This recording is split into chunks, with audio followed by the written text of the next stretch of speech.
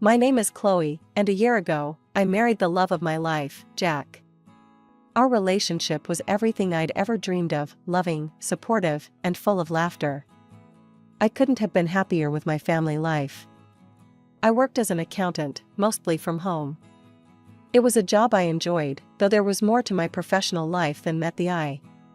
Jack ran his own car parts business, which kept him busy but allowed us plenty of time together. We loved spending our free time with each other, often attending parties with Jack's large circle of friends, colleagues, and business partners. I always looked forward to these gatherings, relishing the chance to socialize and be part of Jack's world. One sunny Saturday morning, as I sat at our kitchen table sipping coffee and checking emails, Jack came in, grinning from ear to ear. "Hey, beautiful," he said, planting a kiss on my cheek. "Mike's throwing a barbecue at his place. Thought we could head over, have a few drinks, catch up with everyone. You up for it?" "Sounds perfect," I replied, already looking forward to the evening. We arrived at Mike's house around 7 p.m., the smell of grilled meat and the sound of laughter filling the air. As we made our way through the crowd, I noticed a striking blonde woman I'd never seen before. She was talking animatedly with a group of people, her laughter carrying across the yard. "Who's that?" I asked Jack, nodding in her direction. His face tightened almost imperceptibly. "That's Vanessa. My ex-girlfriend." Before I could respond, Mike spotted us and waved us over. "Jack, Chloe. Glad you could make it. Come on, let me introduce you to everyone." As we approached the group, Vanessa's eyes locked onto us. Her smile widened, but it didn't reach her eyes. Well, she said, her voice dripping with false sweetness. "If it isn't Jack and his wife." The way she said wife made it sound like a dirty word. I forced a smile, determined not to let her get to me. "Nice to meet you, Vanessa," I said, extending my hand. "I'm Chloe." She looked at my hand as if it were covered in dirt, then turned back to Jack. "Jackie, darling, it's been too long. You must tell me all about what you've been up to." I bristled at her use of the pet name, but Jack smoothly intervened. "It's good to see you, Vanessa. Chloe and I have been great. How about you? Still working at your dad's company?" Vanessa's smile faltered for a moment. "Oh, you know me. I like to keep my options open. Unlike some people, I'm not tied down." The conversation continued in this vein for what felt like hours, with Vanessa making thinly veiled jabs at me while fawning over Jack. I did my best to stay calm and collected, but by the end of the night, I was exhausted. In the weeks following that first encounter with Vanessa, I noticed her appearing more frequently at our social gatherings. Each time, she seemed to go out of her way to make me feel uncomfortable and out of place. One Friday evening, we were at a dinner party hosted by one of Jack's business associates. I was chatting with a few of the wives when Vanessa sauntered over, champagne flute in hand. "Oh, Chloe," she said, her voice sickeningly sweet. "That's an interesting outfit." I didn't realize the librarian look was back in style. I glanced down at my knee-length skirt and blouse, feeling suddenly self-conscious. "I think it's appropriate for a dinner party," I replied, trying to keep my voice steady. Vanessa laughed, a sound like tinkling glass. "Of course you do, sweetie. Not everyone can pull off haute couture like moi." I bit my tongue, resisting the urge to point out that her dress looked more suitable for a nightclub than a dinner party. Instead, I excused myself and went to find Jack. As the weeks went by, Vanessa's behavior became increasingly bold. She started posting photos from our gatherings on social media, always making sure to crop me out or block my face. The captions were thinly veiled insults about my appearance or personality. One day, while scrolling through my feed, I came across a particularly nasty post. Vanessa had uploaded a photo of herself next to an unflattering picture of me. The caption read, "Who do you think is a better match for Jack? Vote in the comments." I felt my cheeks burn with anger and humiliation as I read through the comments, most of which were in Vanessa's favor. At the end of the post, she had added, "Looks like the people have spoken." Jack must be a complete fool to have chosen plain Jane over a beauty like me. That evening, when Jack got home from work, I decided to confront him about the situation. "Jack, we need to talk about Vanessa," I said as he walked through the door. He sighed, loosening his tie. "What's she done now?" I showed him the post on my phone. His face darkened as he scrolled through it. "This is unacceptable," he muttered. "I'll talk to her, tell her to take it down." "That's not enough," I said, my voice shaking slightly. "I want you to tell her to stay away from us. I don't want her at our parties anymore." Jack ran a hand through his hair, looking uncomfortable. "Chloe, I can't do that. She's the daughter of an important business partner. I can't just ban her from social events." "So what, I'm just supposed to put up with her bullying me?" I asked, my voice rising. "Of course not," Jack said, pulling me into a hug. "Look, I'll talk to her, make it clear that this behavior isn't okay. But you have to understand, I can't completely cut her out without risking my business relationships." I pulled away from him, frustration building inside me. "And what about our relationship, Jack? Doesn't that matter?" "Of course it does," he said, looking hurt. "You know you're the only one I love. Vanessa is in the past. I chose you, remember?" His words should have comforted me, but I couldn't shake the feeling that this was only the beginning of our problems. As I went to bed that night, I couldn't help but wonder, was our perfect life starting to crack at the seams? As the weeks passed, Vanessa's behavior became increasingly brazen. At every party or gathering, she seemed to make it her mission to get under my skin and closer to Jack. One particularly memorable evening, we were at a cocktail party hosted by one of Jack's colleagues. I had chosen a simple but elegant black dress for the occasion, feeling confident and comfortable. That feeling didn't last long. Vanessa sauntered into the room wearing a skin-tight red dress that left little to the imagination. Her eyes locked onto Jack immediately, and she made a beeline for us. "Jack, darling," she cooed, completely ignoring my presence. "You look absolutely dashing tonight." Before either of us could respond, she placed her hand on Jack's arm, stroking it lightly. "Care to dance with me? For old time's sake?"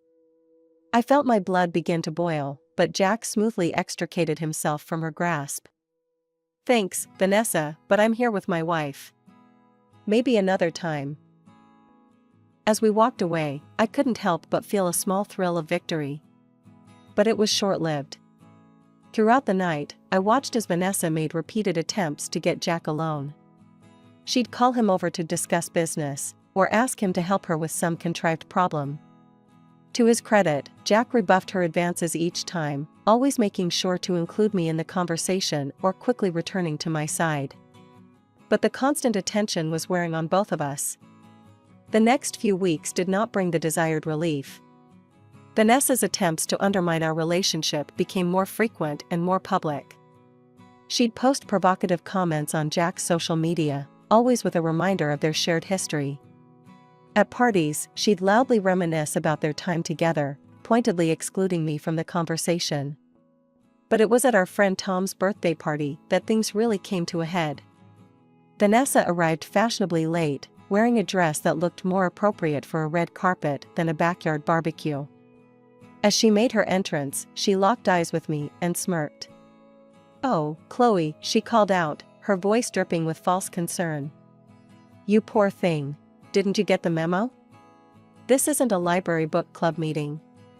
Laughter rippled through the crowd, and I felt my cheeks burn with embarrassment.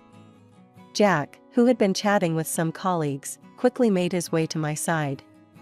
"That's enough, Vanessa," he said, his voice low and angry.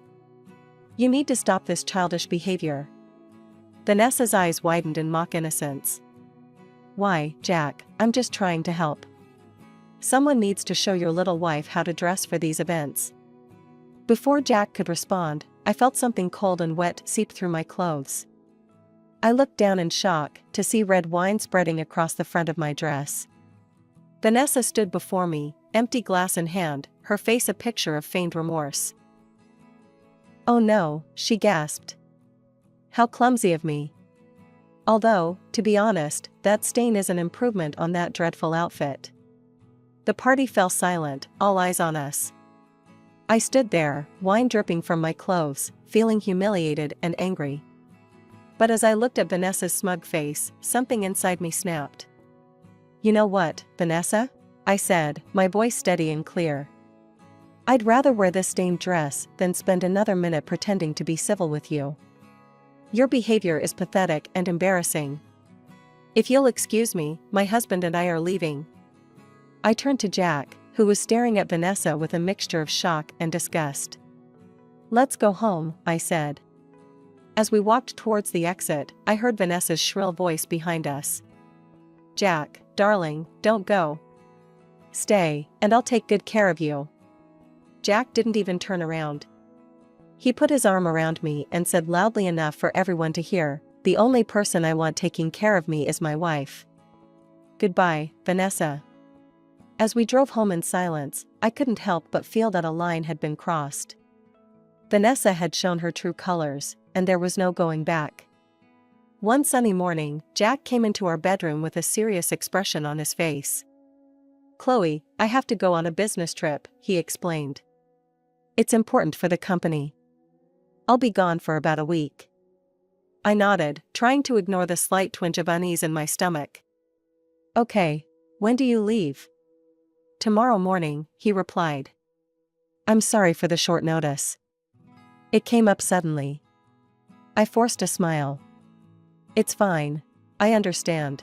Your business is important." The next day, Jack left for his trip, and I found myself alone in our house. The week passed slowly, with me buried in work to distract myself from the emptiness of the house. On Friday evening, my phone rang. To my surprise, it was Vanessa. "Chloe, darling," her sickeningly sweet voice came through the speaker. "I'm organizing a little get-together tonight. Just a small group of 8. I'd love for you and Jack to come." I hesitated. Jack's out of town on business actually." "Oh, what a shame," Vanessa said, not sounding disappointed at all. "But you should still come. It'll be a great chance for us to bury the hatchet, start fresh. What do you say?" Every instinct told me to refuse, but a part of me was curious. "I'm not sure," I said hesitantly. "Oh, come on," Vanessa pressed. "It's at Le Chateau. You know the place, right? Very exclusive. It'll be fun, I promise." At the mention of Le Chateau, I felt a smile tug at my lips. "All right," I said, making a split-second decision. "I'll be there. What time?" "Wonderful," Vanessa exclaimed. 8 o'clock. Don't be late." At precisely 8 o'clock, I walked into Le Chateau. I saw a cheerful group of Jack's friends, 8 people including Vanessa, sitting at a table. For a moment, I thought everything might go well. But as I approached, my heart sank. There was no place set for me at the table. Vanessa stood up, her eyes gleaming with malice. "Oh, Chloe," she said loudly, her voice dripping with fake concern. "I'm afraid there's been a misunderstanding. You see, we're full up here. No room for extras." She twirled, showing off her designer dress. "This is a place for people who belong, Chloe. Beautiful people. Successful people. Maybe you should try the diner down the street. I hear they do a mean hot dog." The table fell silent, everyone looking uncomfortable, but no one speaking up. I laughed, genuinely amused by Vanessa's pathetic attempt at humiliation. Then I turned and called out, "Excuse me, could I speak to the restaurant manager, please?" The restaurant manager approached our table, his demeanor professional and courteous. "Is there a problem here?" he asked, looking between Vanessa and me. Before Vanessa could speak, I smiled at the manager.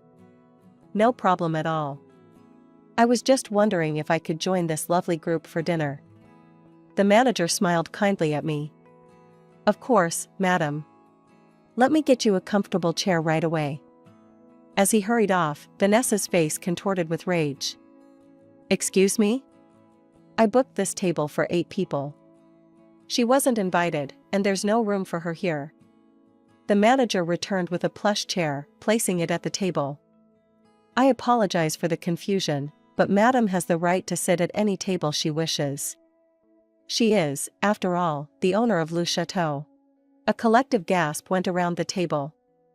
Vanessa's mouth opened and closed like a fish out of water, while Jack's friends looked at me in disbelief.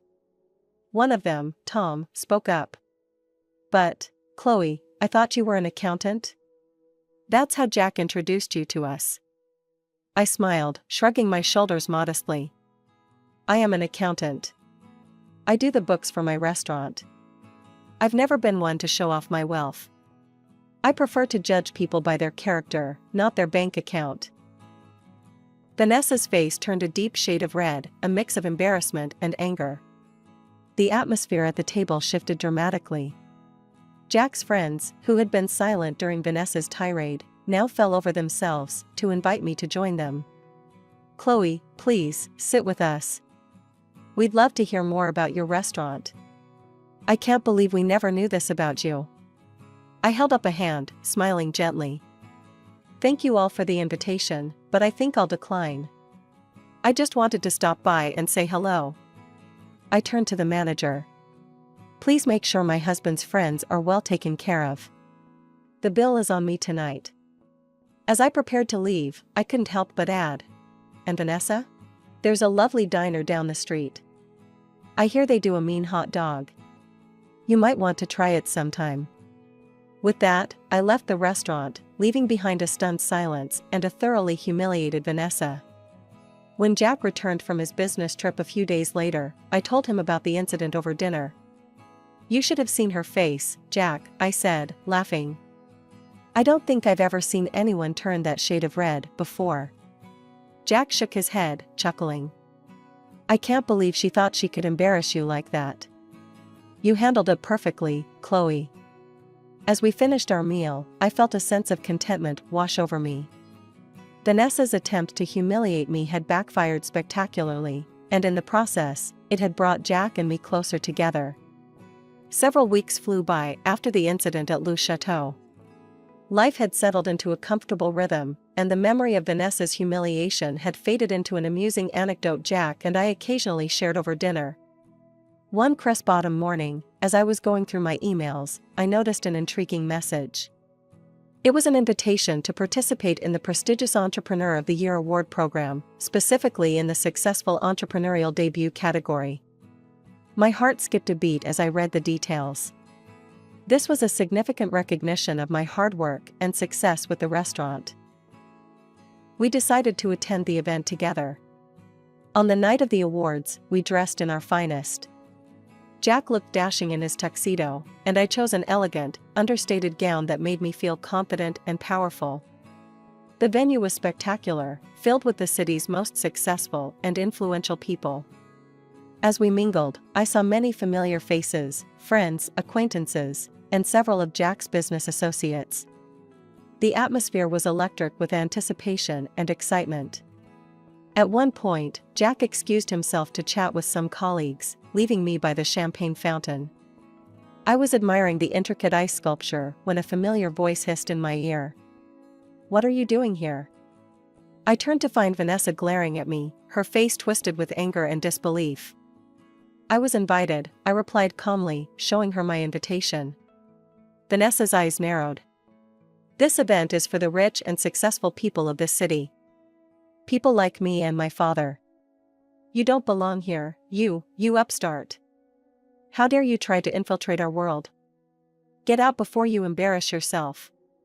I remained calm, scanning the room until I spotted who I was looking for. With a smile, I waved to two distinguished-looking older gentlemen in impeccable suits who were engaged in conversation across the room. As they approached, Vanessa's tirade continued, but I ignored her, focusing on the men. When they reached us, I wrapped one of them in a warm embrace. Dad, I'm so glad you could make it, I said, kissing his cheek. Turning to the other man, I extended my hand, which he shook warmly. Mr. Thompson, it's wonderful to see you again. Vanessa's jaw dropped as she realized who the second man was. She turned to him, her voice shrill with disbelief. Daddy? What are you doing? How can you possibly be friendly with this nobody? She's just an accountant who got lucky and is now pretending to be one of us. She doesn't belong in our world." Mr. Thompson's face flushed a deep red as he listened to his daughter's outburst. His eyes, usually calm and calculating, now blazed with fury. "Silence," he thundered, causing Vanessa to flinch. He gestured towards my father. "This man is William Carter, one of the most successful entrepreneurs in the country and my valued business partner. Your ignorant words could jeopardize a multi-million-dollar deal." Vanessa's eyes widened in shock, but instead of backing down, she doubled down on her tirade. "Then cancel the deal, Daddy. We don't need to do business with her family. They're beneath us." Mr. Thompson's face mottled with rage, red spots appearing on his cheeks and forehead. His voice rose to a shout, causing heads to turn throughout the ballroom. "That's enough. Your behavior is inexcusable." He jabbed a finger at Vanessa. "From this moment, you're cut off. No more allowance, no more credit cards. And that luxury apartment you're so fond of? Consider yourself evicted." Vanessa's mouth gaped open in disbelief as her father turned to us, his tone suddenly apologetic. "Mr. Carter, Chloe, please accept my deepest apologies for this disgraceful scene." "Vanessa," he snapped, turning back to his daughter. "Leave immediately. You've proven yourself unworthy of being here." At that moment, Jack pushed through the crowd that had gathered around us, his face a mix of concern and anger.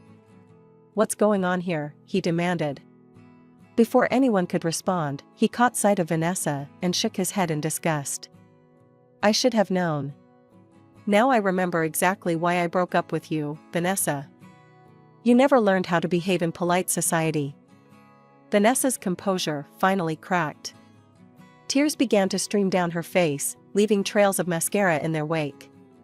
"Daddy, please," she sobbed, reaching for Mr. Thompson's arm. "I'm sorry.